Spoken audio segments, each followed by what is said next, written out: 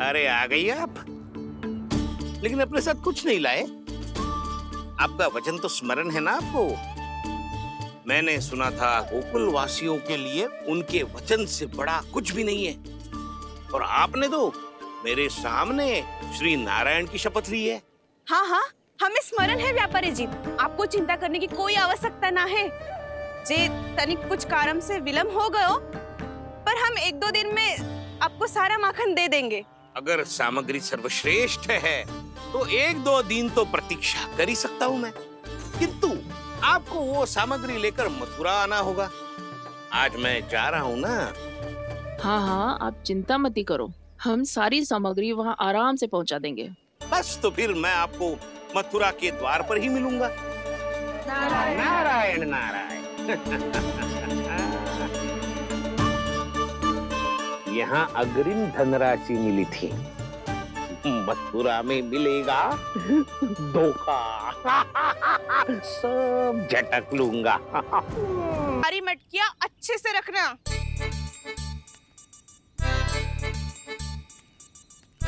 ठीक है। सुनो पतिदेव, ध्यान से लेके जाना। ठीक है। सही से गिनती कर लिए ना? ठीक है। क्या ठीक है ठीक है? कितने हैं जे बताओ। अब 4 मटकी माखन, 6 मटकी दूध और 5 मटकी दही। घी की मटकी कौन बताएगो? हाँ, घी की भी 3 मटकी है। वहाँ जाके भूल मत ही जाना, सही से गिनती कराना।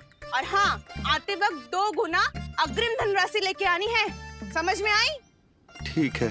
स्मरण रखना, यदि आते वक्त धन ना लेके आए तो घर में प्रवेश न करने दूंगी। ठीक है।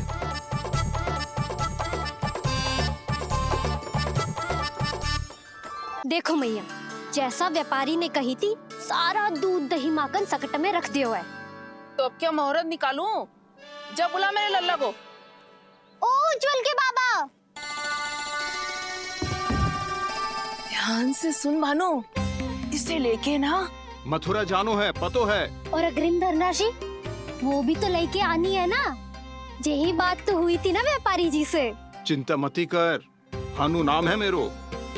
भानु बिना धन ले लौटेगो ना।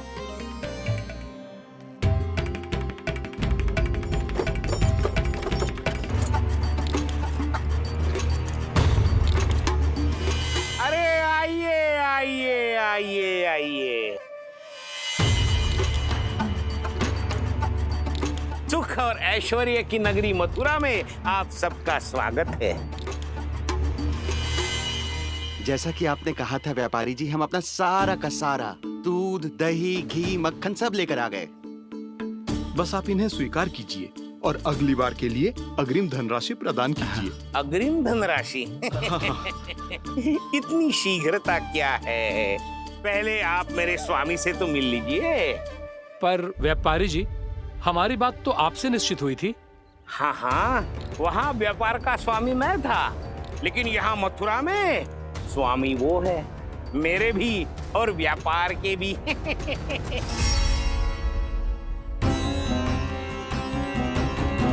बार मेरे स्वामी भी तो आपका माखन चख ले, क्या पता प्रसन्न होकर और धनराशि दे आपको। और अधिक धनराशि? सुलक्षणा तो प्रसन्न हो जाएगी। मैं आपके स्वामी से मिलने के लिए तैयार हूँ। हाँ हाँ, हम भी तैयार हैं, हम सब तैयार हैं। हम सब तैयार हैं। सब झटक लूंगा। अरे तो चलिए चलिए चलिए, आइए आइए आइए आइए।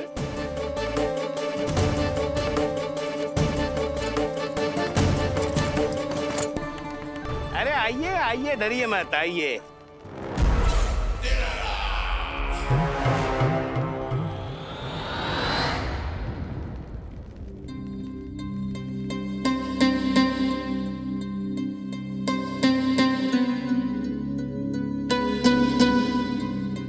आपकी आज्ञा के अनुसार गोकुल से कुछ विशेष अतिथि आए हैं और अपने साथ लाए हैं बहुत सारा दूध दही घी माखन।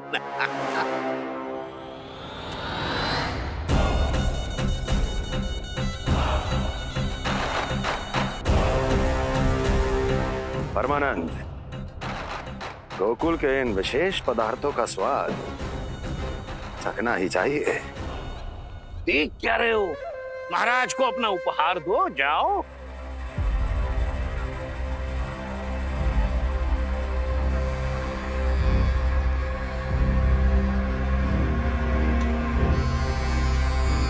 लो, तुम सब भी चखो गोकुल का विशेष पदार्थ।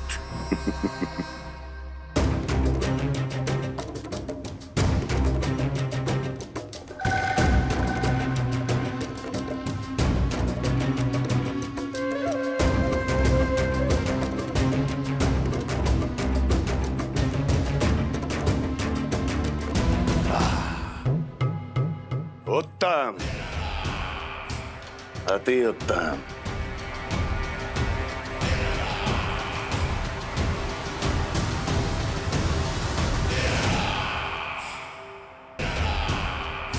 परमानंद, तुमने जितना बताया था, यह उत्पाद मुझसे कहीं अधिक प्रशंसा के योग्य है। महाराज, मैं प्रसन्न हूं। ये अपना सारा दूध, दही, घी, माखन और अपना सब कुछ तुम्हें देने का वचन दे चुके हैं। महाराज, अगली बार की अग्रिम धनराशि मिल जाती तो। अग्रिम धनराशि? तुमने इन्हें अग्रिम धनराशि नहीं दी क्या परमानंद? दी थी, वो इस बार की थी, अगली बार की। इस बार, उस बार, कितनी बार? वो अग्रिम धनराशि अवश्य थी, और आंशिक नहीं, पूरा भुगतान था वो।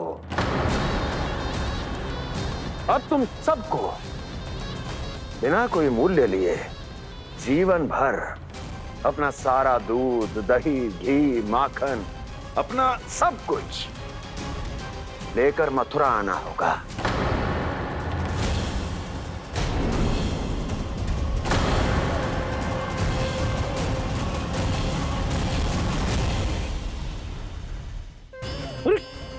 मेरी तरफ क्या देख रहे हो? यही तो तय हुआ था हमारे बीच, और आप लोगों ने तो नारायण को साक्षी मानकर शपथ भी ली थी। नहीं नहीं महाराज, ये तो असत्य है। व्यापारी जी सही बात ना बता रहे हैं। महाराज, आप स्वयं विचार करो। जीवन भर के दूध, दही, घी, माखन का मूल्य तो कम कैसे हो सकता है भला? ये तो नारायण की शपथ लेने से पहले सोचना चाहिए था। महाराज, महाराज, ये अन्याय है महाराज। इतना दुस्साहस!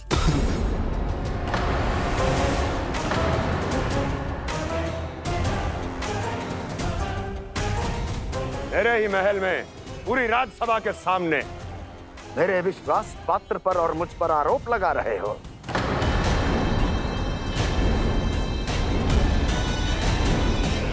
और ना ही कोई धोखा, केवल व्यापार किया है।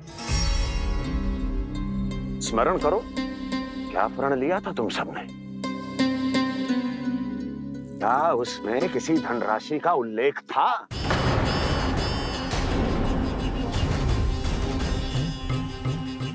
नहीं था। इसलिए अब उस प्रण के अनुसार तुम बिना कोई मूल्य लिए जीवन भर अपना सारा दूध, दही, घी और माखन, अपना सब कुछ मुझे दोगे। महाराज, ऐसा अत्याचार।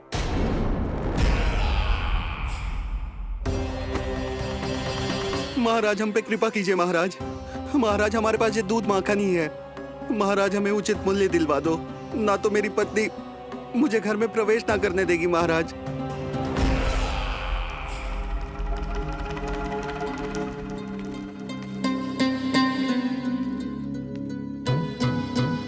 महाराज, हमारे जीवन यापन को केवल एक यही साधन है।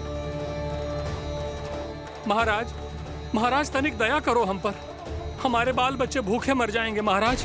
हमारे पास जीवन यापन का केवल यही एक साधन है। महाराज, तनिक दया करो हम पे। हमारे बालक भूखे मर जाएंगे। ऐसा अत्याचार करके आपको क्या मिलेगा महाराज?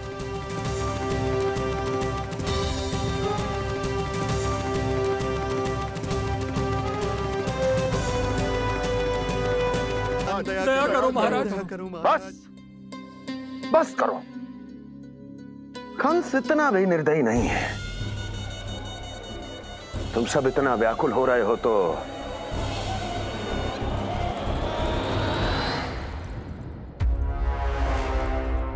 मेरे पास एक उपाय है।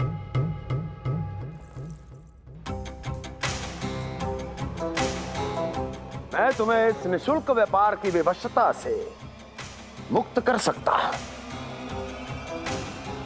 यदि गोकुलराज नंद अपने पुत्र के साथ यहां आए तो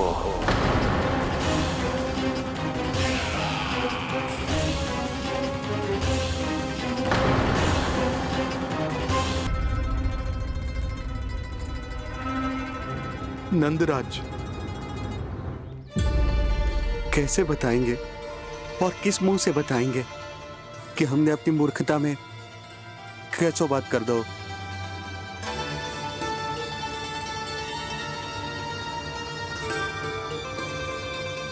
भानु, बजरंगी, क्या हुआ? आप सब लोग इतने चिंतित क्यों हैं? आओ, मथुरा में कछु गड़बड़ हुई है का? चिंता मती करो आप लोग, जो भी कुछ हुआ है हम सब मिलकर संभाल लेंगे। आप सब लोग थके हुए हैं, तनिक विश्राम कर लो, उसके बाद हम बात करते हैं। चलो आओ, ये लीजिए, जल ग्रहण कीजिए। लीजिए, पीजिए।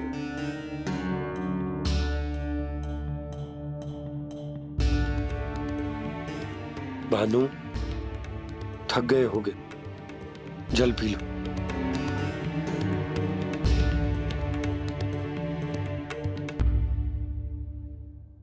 बजरंगी, लो।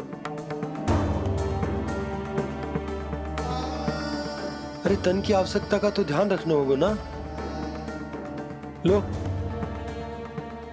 आप हमें जल क्यों पिला रहे हैं? हम पे इतना ध्यान क्यों दे रहे हैं आप? हम इस योग्य ना है नंदराज, हम इस योग्य ना है। हाँ नंदराज, हम इसके योग्य नहीं है, हम इसके योग्य नहीं है। ये सब क्या कह रहे हो आप लोग? हमने आपकी बात ना सुनी नंदराज। आपने कहा था, मना किया था आपने, पर अधिक धन के लोभ में हमने ही उस दुष्ट राक्षस को अपना वचन दे दिया।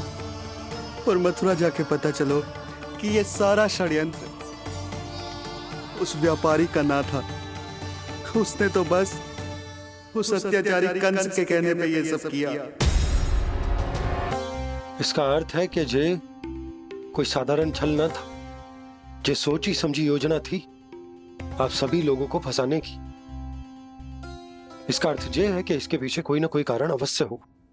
कारण को तो पतो ना है, पर कंस ने हम सबको मुक्त करने को एक प्रस्ताव रखो है। प्रस्ताव? कैसो प्रस्ताव भानु? बताओ। भानु, यदि तुम ना बताओगे तो तुम्हें सहायता कैसे करूंगा? उसने कहा है कि वो हमारे निःशुल्क व्यापार की व्यवस्था को समाप्त कर देगा यदि विनती करने के लिए आप उसके दरबार में जाओ तो। वो भी क्या? वो भी गानों को साथ लेके, वो भी गानों को साथ लेके, वो भी गानों को साथ लेके।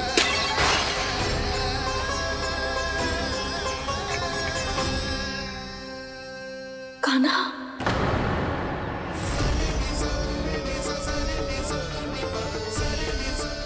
पहले ठीक और अब जे कुछ गड़बड़ तो अवश्य है। अब सब लोग जाइए, विश्राम कीजिए। मैं देखता हूं क्या करना है।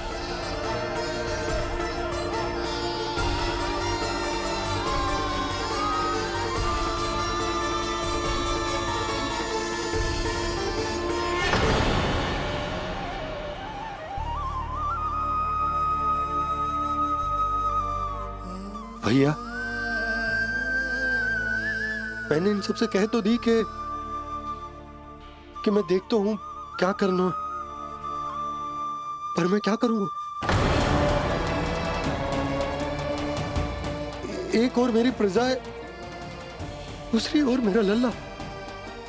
मैं लल्ला को कैसे लेकर जाऊं मैं उस अत्याचारी कंस के पास, जिसने रानी देवी के ऊपर इतने अत्याचार किए, जिसने अपने बहन के बच्चों तक को नहीं छोड़ा, वो तो अत्याचारी नहीं नंद, राक्षस है, राक्षस। और ऐसे राक्षस के पास अपने कान्हा को ले जाना तो दूर, हम उसकी परछाई तक अपने कान्हा पर नहीं पड़ने देंगे। और हमारे पास उपाय ही क्या है भैया? गोपियों ने कितने सपने संजोए होंगे अपने सुनहरे भविष्य के लिए, और जब उन्हें सच्चाई का पता चलेगा तो क्या बीतेगी उनके हृदय पर? जैसी ये बात गोपियों को पता चलेगी, बहू तक ये बात पहुंचने में अधिक समय न लगेगा। और नारायण ही जाने उसके बाद बहू के मन पर क्या बीतेगी। कहीं वो फिर से खड़े निर्णय न ले ले। बड़ा निर्णय तो आज मुझे लेना होगा भैया। मुझे जो निर्धारित करना होगा कि यशोदा को कंस के बारे में क्या क्या बताना है और कैसे बताना है। और मुझे ये भी सोचना होगा कि मुझे क्या करना है। बाबा होने का दायित्व निभाकर अपने लल्ला की रक्षा करूं या राजा होने का कर्तव्य निभाकर अपनी प्रजा के हित को अधिक महत्व दूं। नारायण ही जाने के इस दुविधा का हल कैसे निकले। अब तो वो ही बचा सकते हैं भैया।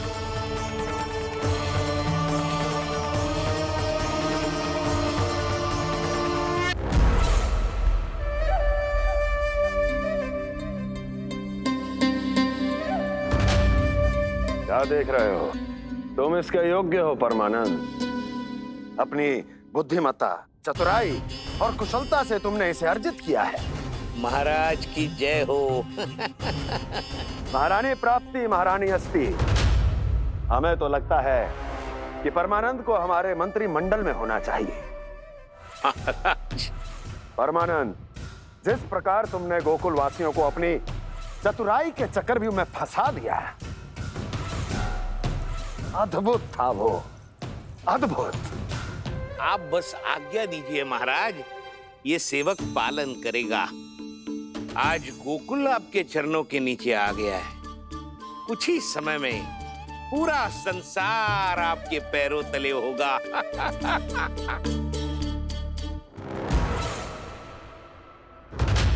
आपको सच में लगता है महाराज कि गोकुलवासी अपने वचन का पालन करेंगे और जीवन भर अपना दूध, दही, घी और माखन हमें निःशुल्क देते रहेंगे? भोले हैं वो, भक्त हैं, और यही उनकी सबसे बड़ी दुर्बलता है। और यही दुर्बलता उन्हें विवश कर देगी। और उससे भी आनंद की बात है ये कि उनका राजा नंद अपनी प्रजा को जीवन भर कष्ट सहते देख नहीं पाएगा और दौड़ता हुआ, भागता हुआ यहाँ आएगा मेरे चरणों में, अपने उस पुत्र के साथ। पर वो तो महाराजा है ना, उसे कुछ कमी है क्या? फिर हमारे भोले भाले गोकुल वासियों को क्यों फंसा रहे हैं जी? ना ना, बात कछु और है। सच्ची सच्ची बताओ, क्या चाहता है वो? कहीं बाबा ये ना बता दे कि कंस मामा ने यह सारा छल मुझे मथुरा बुलाने के लिए रचा है। मैया की ममता भय में बदल जाएगी। ऊपर से देखो तो बस दूध, दही, माखन का छोटा सा छल है, पर इसके पीछे कोई बहुत बड़ा षड्यंत्र छुपा है इसका। आप जानते हो ना क्या है? मुझे ना बताओगे? बताओ। बताओ जी। यशोदा, वो चाह तो है कि मैं दरबार में जाऊं और साथ ले जाऊं। साथ ले जाऊं? बाबा क्या कर रहे हो, संभालो। किसे साथ ले जाऊं? गांव वालों की दया की पुकार को, उनकी सहायता की गुहार को। उसने कहलवाई है कि मैं हाथ जोड़कर उसके सामने विनती करूं, तभी वो गांव वालों को निःशुल्क उत्पाद देने की व्यवस्था से मुक्त करेगा। अब मुझे समझ ना आ रहा कि मैं क्या करूं। जब हमें कछु समझ में ना आए ना, तो सारी चिंता श्री नारायण पर छोड़ देनी चाहिए जी। तुम सत्य कह रही हो यशोदा, सारी चिंता नारायण पर ही छोड़ देनी चाहिए। अब वही मार्ग दिखाएंगे। जिस सारी गोपियों पर तो बड़ा संकट आ गया जी। अब तो इनका मन भी करेगा तो हिचक के बारे मेरे पास ना आएंगी।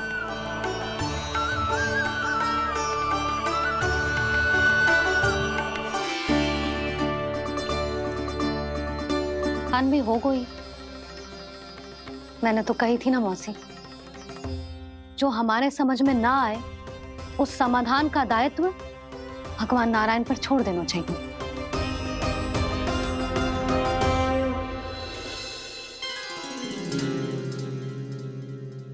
ये देखो,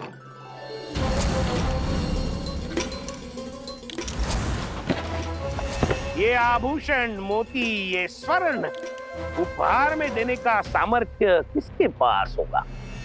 कंस महाराज, तुम देख लेना, मैं इस घर को महल बना दूंगा, सब झटक लूंगा। कान्हा, तुम तो अंतर्यामी हो, सब जानते हो। बताओ ना, कैसे मैं गोकुलवासियों की सहायता करूं? कोई उपाय सुझाओ।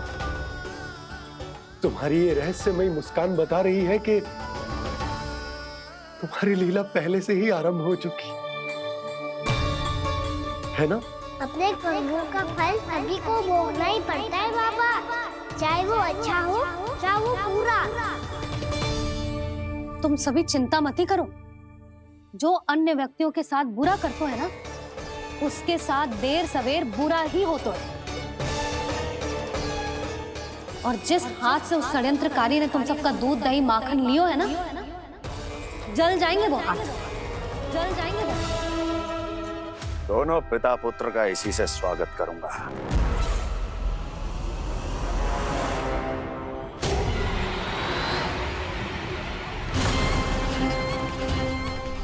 अचानक गदा में ताप कैसा?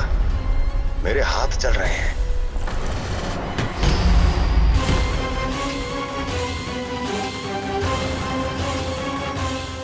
और वो व्यापारी जो तुम सबके शांत जीवन में भूचाल बन के आओ है, स्वयं शांति से थोड़े ना बैठ पाएगा। अरे उसके जीवन में उस षड्यंत्र से बहुत अधिक भयंकर भूचाल आएगा।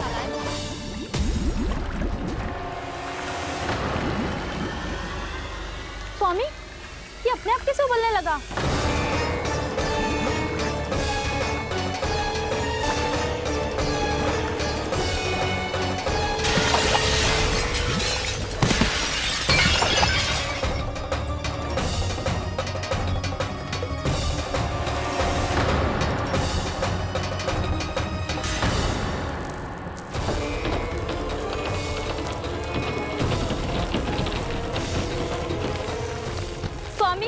आप इस घर को महल बनाने का स्वप्न देख रहे थे, लेकिन ये खंडर बन गया। आप जिसके साथ मैत्री का संबंध स्थापित करके आए, वो कोई महान सम्राट नहीं, दुष्ट है। वो दुष्ट? उस व्यापारी ने दुष्ट कंस के साथ मिलकर भोले भाले गांव वालों का भोजन छीनो है ना। देखना उन दोनों के भोजन में कीड़े पड़ेंगे।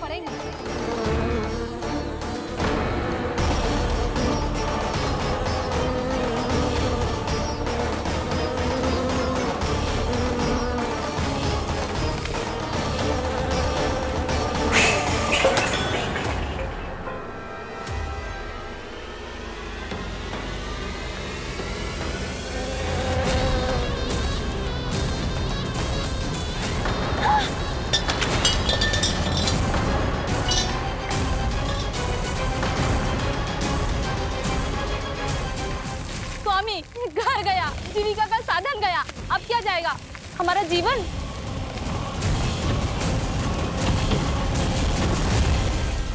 महाराज कंस का उपहार, आभूषण वाला संदूक। उन दोनों ने मिलकर तुम सबका दूध, दही, माखन, सच्चा धन छीनने का प्रयास करो, है ना? अब देखना, उन दोनों का धन, उनके आभूषण सब लोहे के बन जाएंगे, कंकड़ पत्थर हो जाएंगे सब, कंकड़ पत्थर हो जाएंगे सब। ऐसा ही होगा मैया।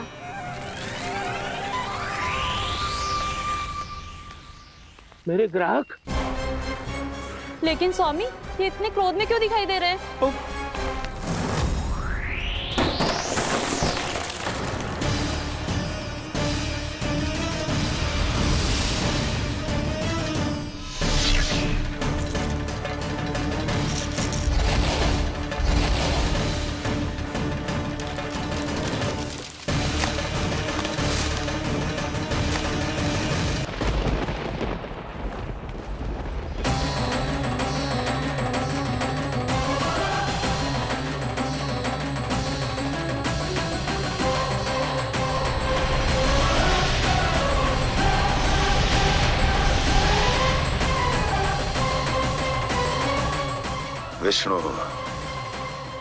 विष्णु ने किया है ये सब।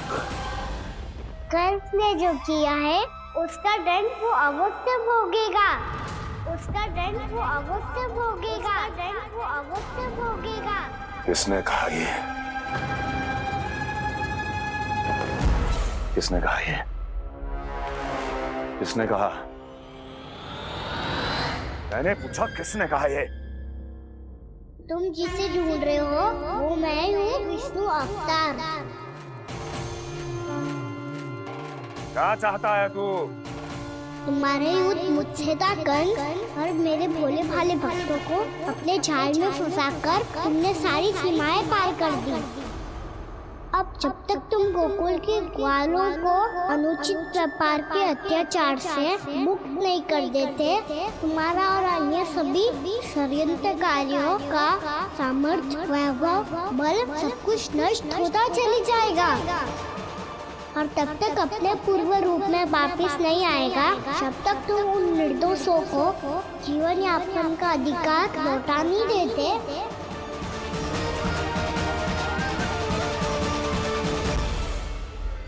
महाराज, दूध, दही, माखन सब कुछ पूरी तरह से सड़ गया है। महाराज, सारा अनाज, फल और सब्जियां सब नष्ट हो चुकी हैं महाराज। महाराज, महल का सारा पेयजल दूषित हो चुका है। छल है ये। ओ विष्णु अवतार हमें अपने माया जाल में फंसा रहा है। ऐसी सड़ी हुई मिठाइयां मैंने आज तक नहीं खाई हैं। खोए की नहीं, पत्थर की बनी है ये, उससे भी कड़ी है तुम्हारी ये मिठाइयाँ।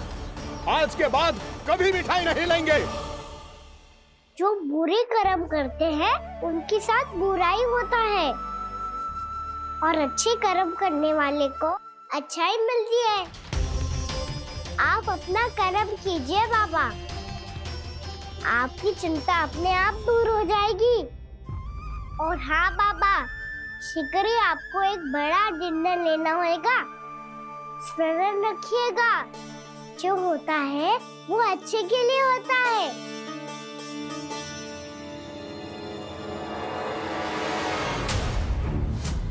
बाबा, मैया आ रही है, क्या करूं?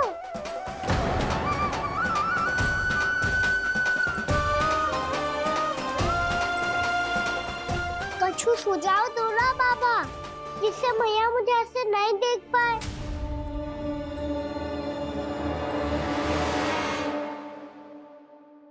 सुनो जी, आपने पुकार लगाई थी क्या?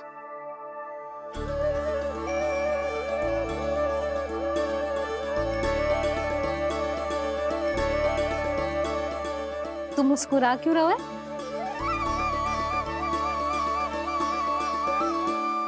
और आप भी बदले बदले से दिख रहे हो।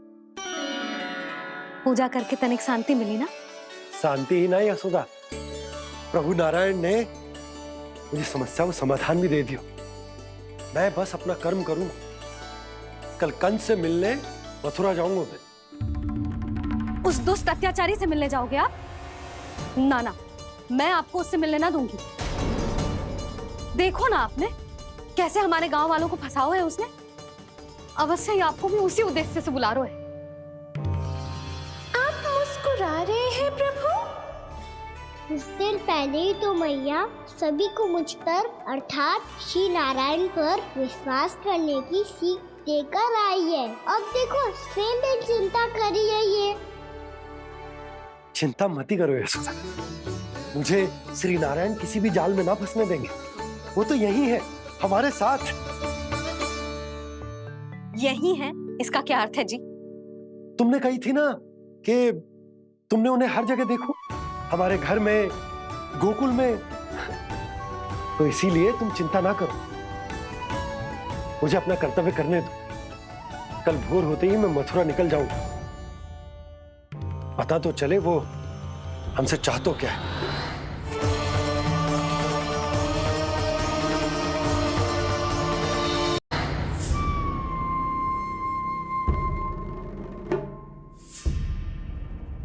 हम ऐसे भूखे प्यासे कब तक रह पाएंगे? कंठ सूख रहा है, जठराग्नि मेरे उदर को जला रही है। अन्न और जल के बिना यदि एक भी दिन और रहना पड़ गया तो मेरे तो प्राण ही निकल जाएंगे। महाराज कंस जिस विचारधारा पे विश्वास रखते थे उसे ही भूल गए हैं।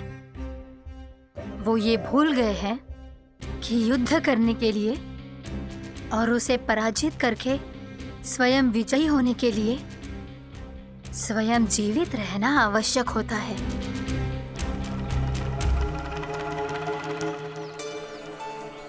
प्रभु ने जो दृश्य मुझे दिखाए, किस बात का संकेत थे वो? क्या मुझे यहाँ आने के लिए प्रेरित करना ही उनकी योजना थी? बहुत सोच विचार के भी ना समझ में आ रहा है। कंस ने, उस व्यापारी ने हमारे साथ जो षड्यंत्र रचो है ना, वो आते कैसे बचेंगे? पर घर में सब स्त्रियां चिंतित हैं।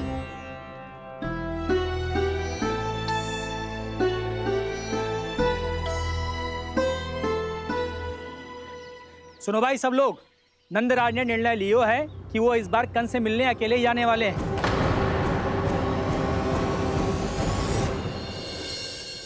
पहले ही वो गांव वालों से सारा दूध दही माखन हड़प चुके हैं। अब आप और मटकियां क्यों ले जा रहे हो उस दुष्ट के लिए? यशोदा, वो दुष्ट है, अत्याचारी, पर है तो हमारे महाराज ही ना। वैसे खाली हाथ थोड़ी ना जा सकते। तुम अपना ध्यान रखना। सुनो जी, मुझे पता है कि मुझे श्री नारायण पे विश्वास रखना चाहिए, बल्कि मैं भी तो यही समझा रही थी इन गोपियों को। पर पता ना क्यों मुझे लग रहा है इसके पीछे उसका कुछ बहुत बड़ा षड्यंत्र है। ना तो आपको अकेले क्यों बुलाता वो? मैं जानता हूँ यशोदा, उसने मुझे क्यों बुलाया, पर मैं तुम्हें ना बता सकता। मैं ना चाहता हूं कि तुम चिंता करो।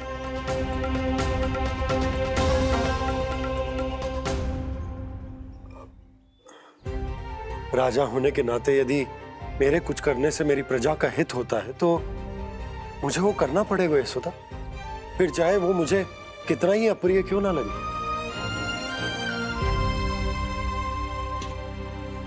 हे नारायण, मेरी दुविधा दूर करो। कुछ ऐसा करो कि इन्हें जाना ही ना पड़े उस दुष्ट के सामने।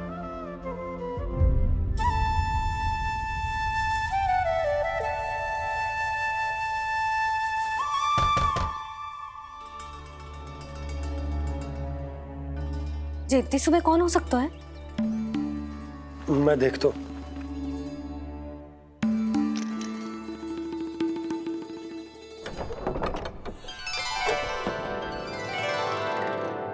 पूर्णामासी, आप? यशोदा,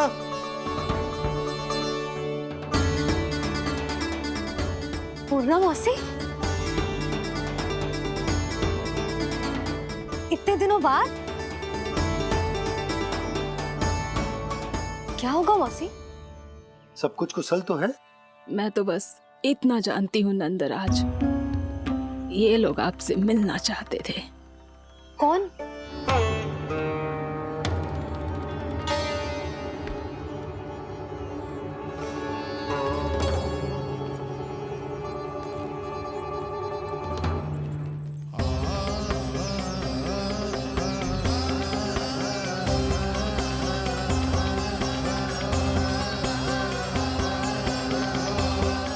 इतनी सुबह आप सब यहाँ? क्या होगा?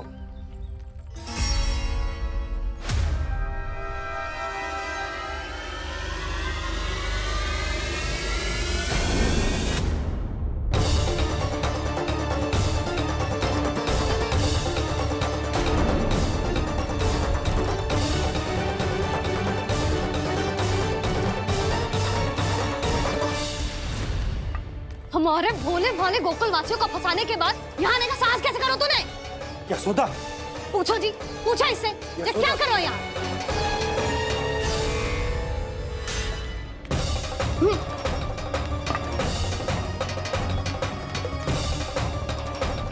इनकी ये दशा आप सबने तो ना की?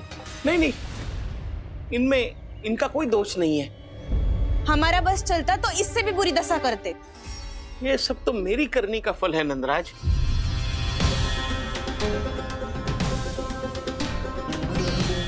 इसे इसके किए का दंड मिल गया है।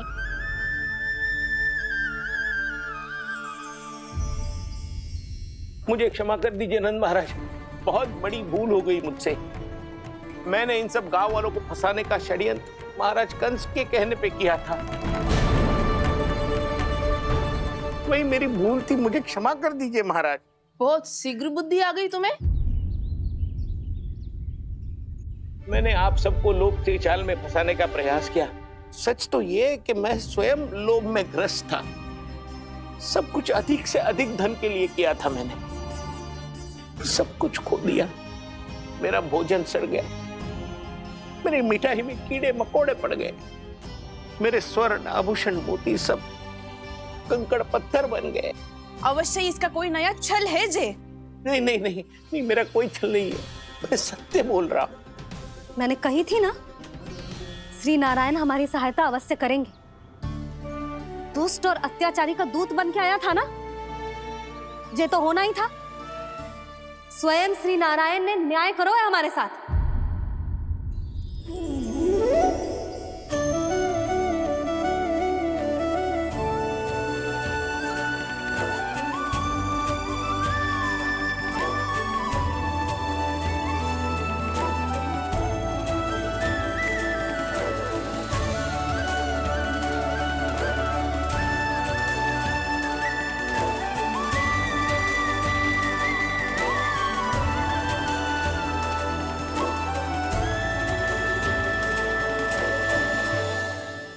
आप बिल्कुल सही कह रही है। वैसे तो कर्मों का फल मरने के बाद मिल रहा है, लेकिन आपके श्री नारायण ने मुझे इसी जन्म मेरे कर्मों का फल दे दिया, कर्मों का दंड दे दिया। आपका बहुत बहुत धन्यवाद श्री नारायण, बहुत कृपा की हो आपने। पर इसका अर्थ ये ना है कि हम सबने आपको क्षमा कर दिया है। मैं यहाँ क्षमा के लिए नहीं आया हूँ नंदरानी। तो फिर किस लिए आए यहाँ? मैं तो इन भोले भाले गोप गोपियों को इनकी शपथ से मुक्त कराने आया हूँ। पर इन सब ने वो शपथ अपनी इच्छा से ली थी, आप उसे कैसे मुक्त करा सकते हो? और एक शपथ दिलवाकर।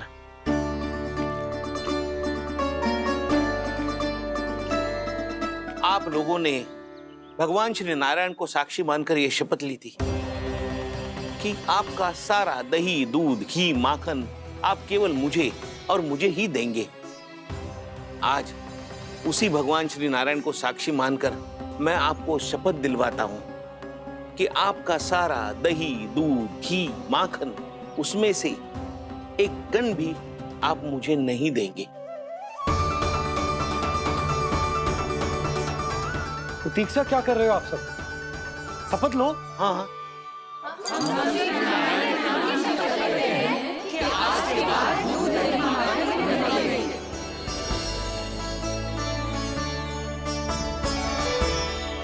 जशोदा जी आपने सही कही थी, हम बस श्री नारायण पर विश्वास रखें तो सारे कार्य सज जाते हैं।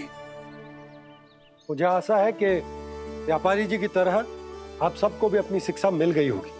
हाँ नंदराज, अब हमें अपनी भूल से सीख मिल गई है। अब हम कभी भी किसी के लोभ के जल में ना फंसेंगे। जब यहाँ आवाज हो जाए वहाँ भूल हुई है तो उसे मान के सीख लेनी चाहिए। हाँ हाँ, इस घटना से मुझे भी सीख मिल गई है। मैं भी जो शपथ लेती हूँ कि आज के बाद सारा का सारा दूध दही माखन इस पर सबसे पहला अधिकार गाय के बछड़ों पर ही होगा। सीख समझ सभी ने जैसे ही ली शपथ कि अब लोभ करेंगे ना हानि से भी अधिक मिला है माखन बह रहा देखो कृष्ण लीला देखो कृष्ण लीला।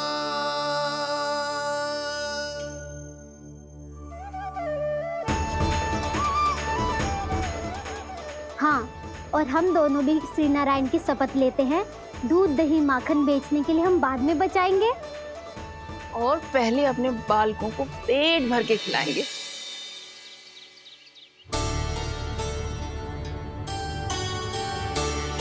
मैया, दादी, शीघ्र चलो। जो माखन प्रसाद की मटकी आप मंदिर से चढ़ा के लाई थी, वो पूरी भर गई है और माखन निकल निकल के बह रहा है। इसीलिए बड़बोलो कहलाते है तू। फिर कहने लोगों कथा कहानी। मैया, अपने घर पे भी ऐसा ही हो रहा है।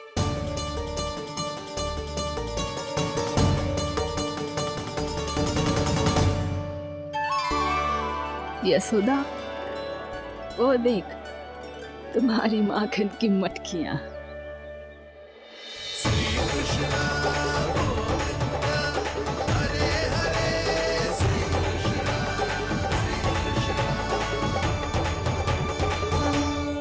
मैंने कहा था ना, आप सभी पर श्री नारायण की विशेष कृपा है। जैसे ही आप सबने अपनी भूल स्वीकार कर ली, भगवान ने आपके माखन की सारी हानि पूरी कर दी।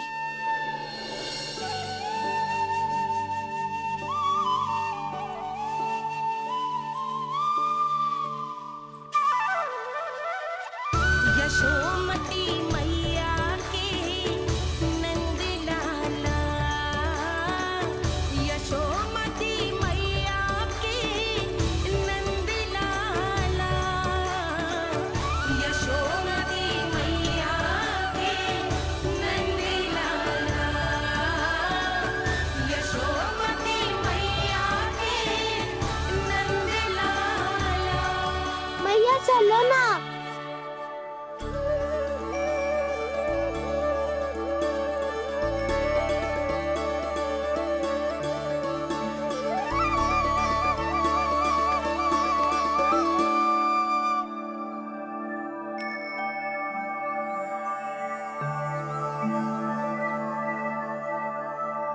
कौन से कान्हा पे विश्वास करूं मैं? उस सियाने पे जो कुछ ही समय पहले अपनी लीला दिखा रहा था, या उस निर्दोष पे जो आसपास की हर घटना से अनभिज्ञ बैठो है।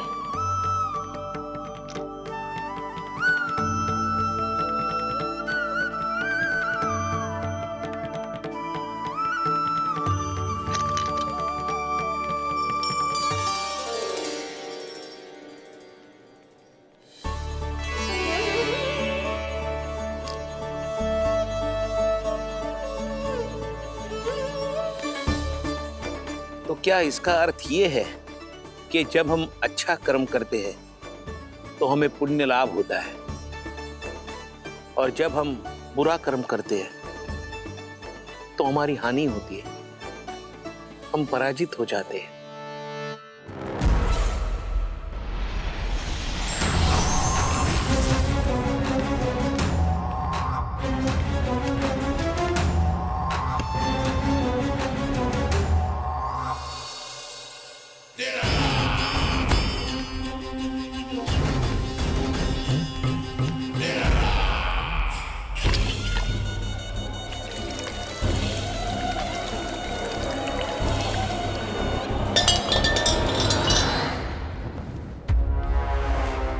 अस्थि प्राप्ति।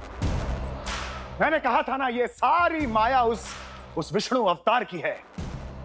अरे वो तो इतना भी शक्तिशाली नहीं है कि अपनी ही माया का प्रयोग पर्याप्त समय तक कर पाए और मुझे पराजय स्वीकार करने पर विवश कर पाए।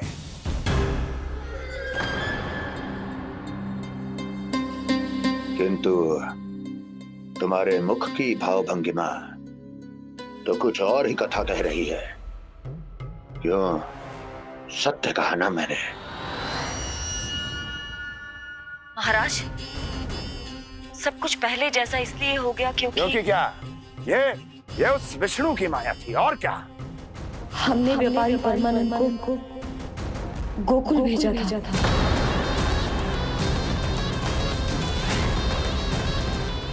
गोकुल भेजा था ताकि वो गोकुल वासियों को अपने साथ व्यापार करने के वचन से मुक्त कर सके।